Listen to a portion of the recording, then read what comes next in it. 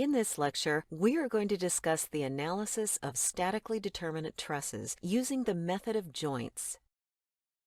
The lecture addresses two main questions. What is a statically determinate truss, and how do we analyze one? A truss structure is an interconnected network of slender members, each capable of carrying an axial force only.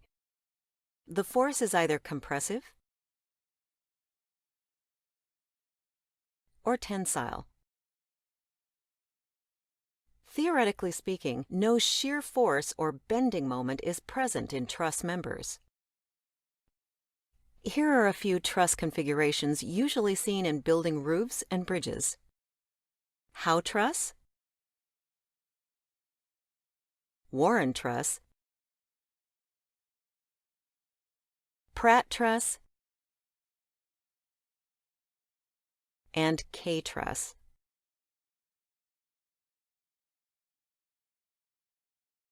Generally, we assume truss members are connected to each other using frictionless pins. This means if we have two truss members that are joined together, one is free to rotate relative to the other. In other words, truss joints cannot resist any bending moment. Since neither the joints nor the members of a truss are designed to carry any bending moment, applied loads need to be placed at the joints only. No load should be applied directly to a truss member.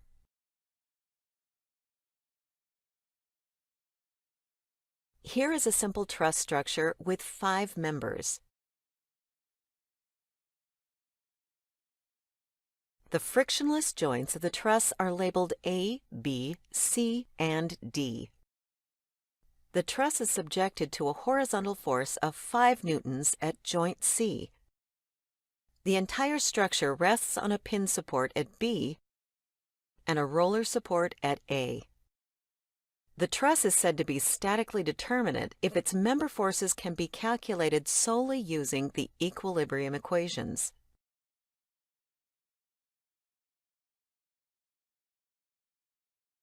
Algebraically speaking, if the number of unknown forces equals to the number of equilibrium equations, then the truss is said to be statically determinate. So, how many equilibrium equations can be written for a truss structure? The total number of equilibrium equations equals 2 times the number of joints in the structure.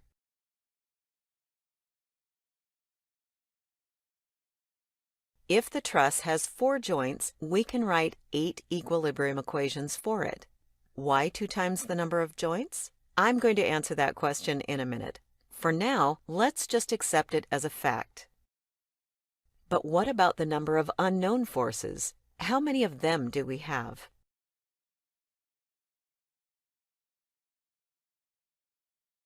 The total number of unknown forces in a truss equals to the number of its members plus the number of its support reactions. Our truss has 5 members. Each member carries an axial force, so there are 5 unknown member forces. Further, since the structure rests on a pin and a roller, there are 3 unknown reactions. The pin support provides 2 reaction forces, and the roller support has 1 reaction force. Therefore, the total number of unknowns is 5 plus 3, or 8. In this case, since the number of unknowns equals to the number of equations, the truss is said to be statically determinate. How do we analyze such a truss? How do we calculate the member forces? There are several truss analysis techniques. Here we are going to explain and illustrate a technique called the method of joints. This technique is a direct application of the principle of static equilibrium. According to this principle, if a structure is in equilibrium, then not only the equilibrium equations must be satisfied for the structure as a whole, but they also must be satisfied for any of its parts. Suppose we have a simply supported beam with 3 support reactions. Then the beam would be in equilibrium if the following equilibrium equations can be satisfied. Further, if indeed the beam is in equilibrium, then if cut into 3 segments like this,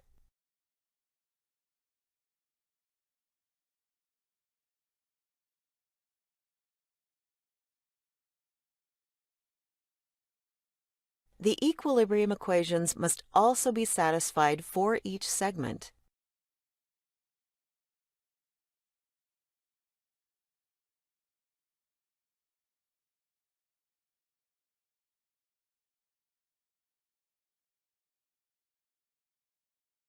We can apply this basic principle to analyze statically determinate trusses. Here is our simple truss.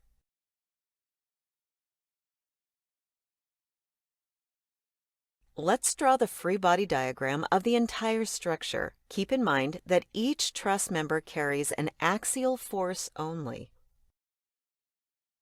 Let's refer to the axial force in member AC as FAC. Similarly, let's call the force in member BC FBC. We label the force in each of the remaining members in a similar manner. Now, let's separate the members from the joints. That is, we divide the entire structure into 9 segments.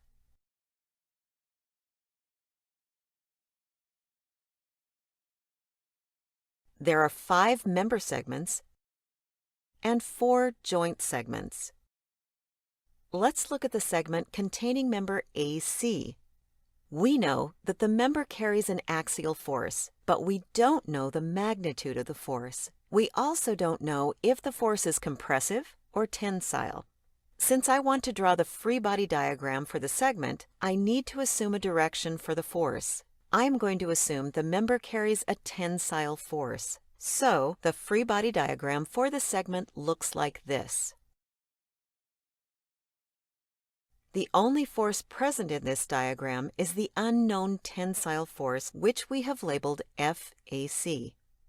I am going to draw the free body diagram for the other members in a similar manner, where each member is assumed to carry an unknown tensile force. Now let's draw the free body diagram for the joint segments. We examine joint A. It connects members AC and AD.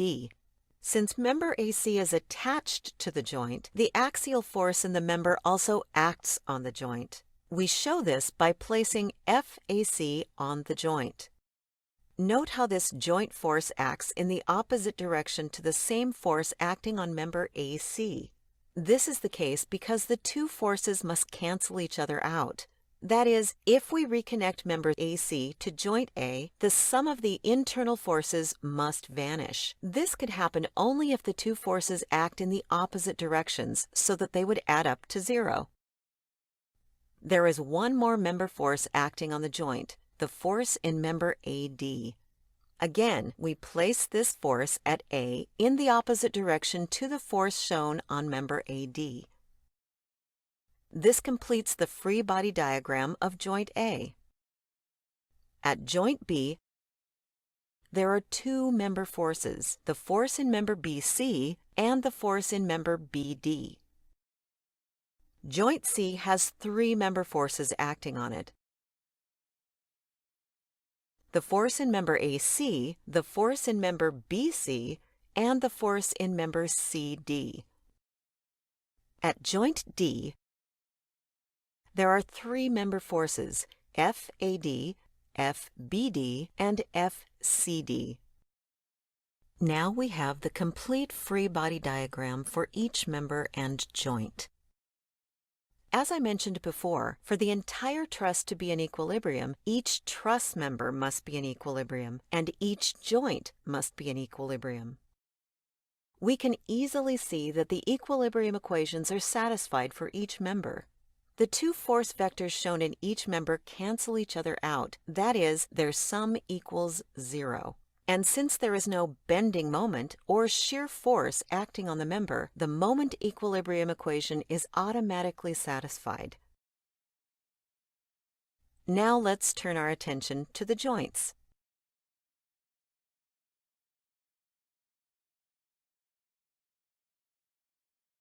Each joint has to be in equilibrium. This means, given the free body diagram of the joint, sum of the forces in x direction must be 0. Sum of the forces in y direction must be 0. And sum of the moments about the joint must be 0. Note that the moment equation is automatically satisfied since all the forces pass through the joint. Therefore, we only need to examine the first two equations. Let's see how this works for joint A. Using the geometry of the truss, we can calculate angle alpha. It is 45 degrees. Now we can write sum of the forces in the x direction equals AX plus FAD plus FAC cosine 45 equals 0. And sum of the forces in the y direction equals AY plus FAC sine 45 equals 0. Note that we have 4 unknown forces, but only 2 equations here. Therefore, we cannot solve for the unknowns directly using these equations. Let's number them 1 and 2. We need to apply the equilibrium equations to the remaining joints. Here is joint B. Angle gamma can easily be calculated from the truss geometry. The angle is 45 degrees.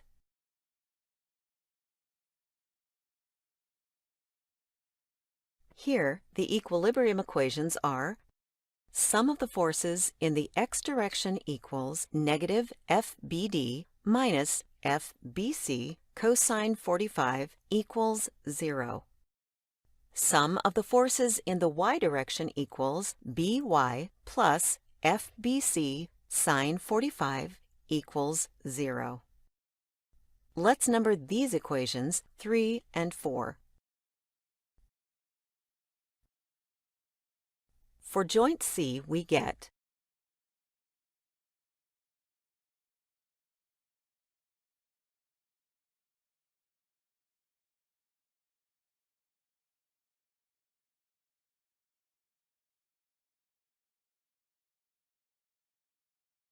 sum of the forces in the x direction equals and sum of the forces in the y direction equals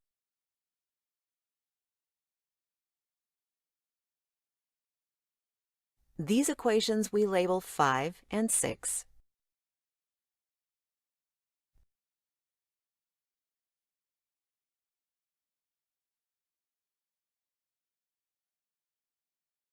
Finally, for joint D, we have sum of the forces in the x direction equals sum of the forces in the y direction equals. These equations are numbered 7 and 8. So, we have 8 equations and 8 unknowns.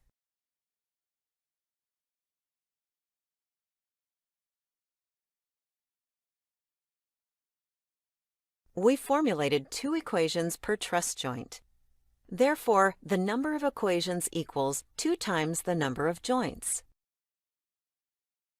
And since the truss has 5 unknown member forces and 3 unknown support reactions, we get a total of 8 unknowns. Since the number of equations equals to the number of unknowns, we can easily solve the equations for the unknowns. We can either solve the equations simultaneously using a standard technique such as the Gaussian elimination method, or we can use shortcuts to speed up the calculations. Let's solve the problem rather quickly without using a standard technique. I am going to scan the joint free body diagrams looking for 2 types of joints. Either a joint with only 2 unknown forces, because if such a joint exists, then the 2 forces can be calculated directly using the joint equilibrium equations. Or a joint having exactly 1 unknown force in either x or y direction. Found one. joint D has only one unknown force in the y direction. Therefore, using equation 8, I can solve for FCD. FCD equals 0. Now, if we replace FCD with 0 in the joint free body diagrams, we get. Scanning the diagrams again, I notice joint C. It now has only 2 unknowns. So, I should be able to solve for the unknowns using equations 5 and 6. Here they are in simplified form, where FCD is replaced with 0. 0.707 FBC minus 0.707 FAC plus 5 equals 0. And negative 0.707 FBC minus 0.707 FAC equals 0. Solving these equations for FAC and FBC, we get FAC equals 3.54 newtons, and FBC equals negative 3.54 newtons. Let's simplify the free body diagrams again. Note that point B now has only 2 unknown forces, FBD and BY. I'm going to use equations 3 and 4 to find these unknowns. The equations are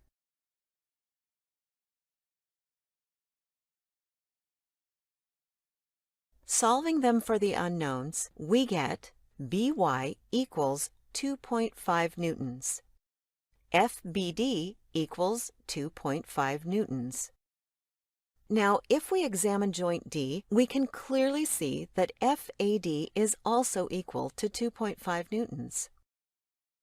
We only have one more joint remaining, joint A. The free body diagram for the joint looks like this. There are only 2 unknown forces remaining, AX and AY. They can be determined using equations 1 and 2.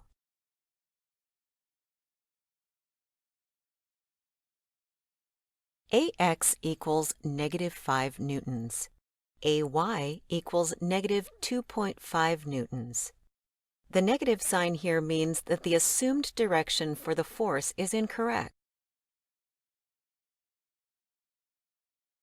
We present the results of the truss analysis by writing the force magnitude on each member and by marking compression members with capital C and tension members with capital T, like this.